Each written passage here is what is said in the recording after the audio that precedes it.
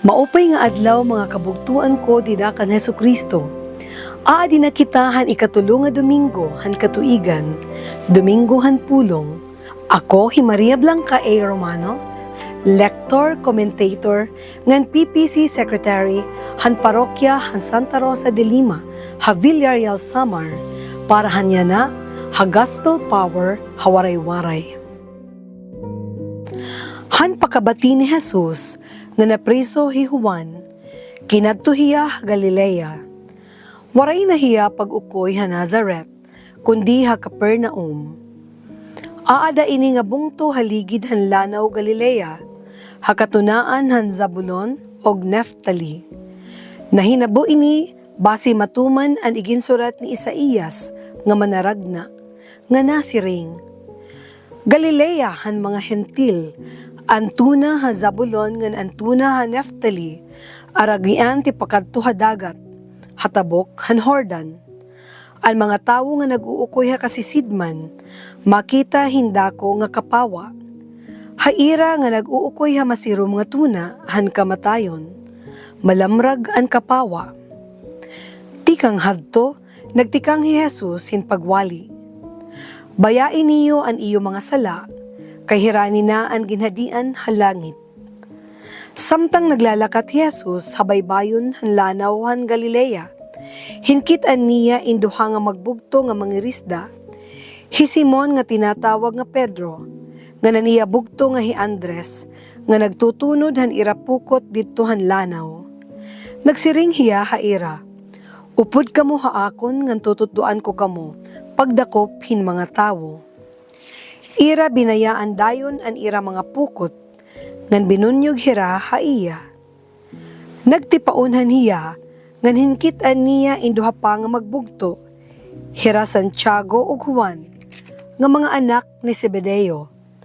Nakadto hirahan ira sa kayan, upod an amay nira nga hi Zebedeo, nagaandam han ira mga pukot.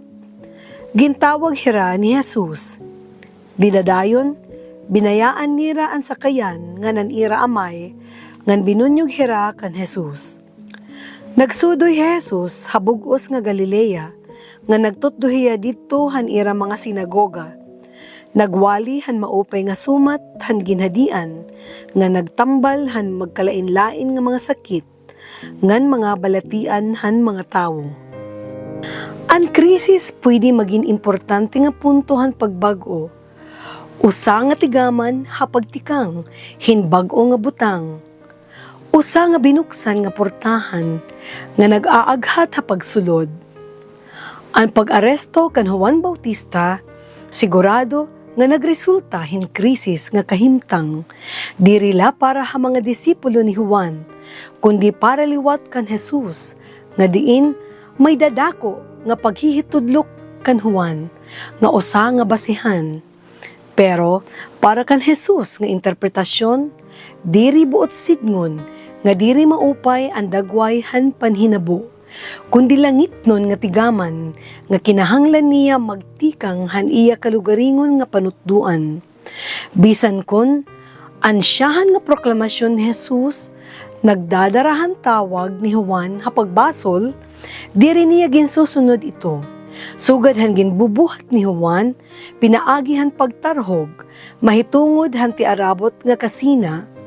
Ang Dios nga diin tinatawag nga amay, indiri nasisina, ngan magkakastigo nga Dios, kundi mahinay masina, ngan riko, ug punuhin hulos nga paghigugma. Diri na kontra hi Jesus, ha mensahe ni Juan, kundi ginhihingpit ito.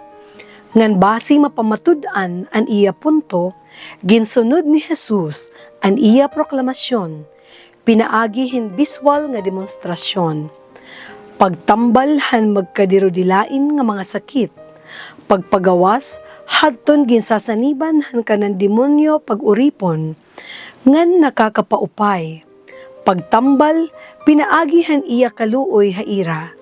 Salit, ang krisis han pag-aresto kan Juan, nag-abrihin bugos nga portahan para hausa nga mas dako kan Juan nga maghingpit han gintikangan ni Juan.